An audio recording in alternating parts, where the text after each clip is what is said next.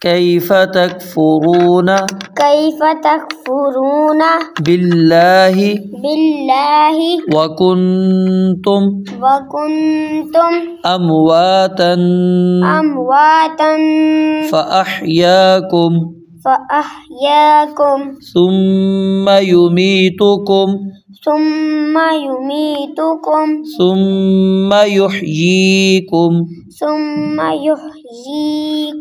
ثم إليه ترجعون.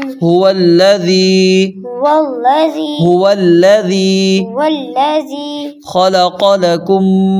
خلق لكم ما في الأرض جميعا ثم استوى إلى السماء فسواهن سبع سماوات وهو بكل شيء عليم.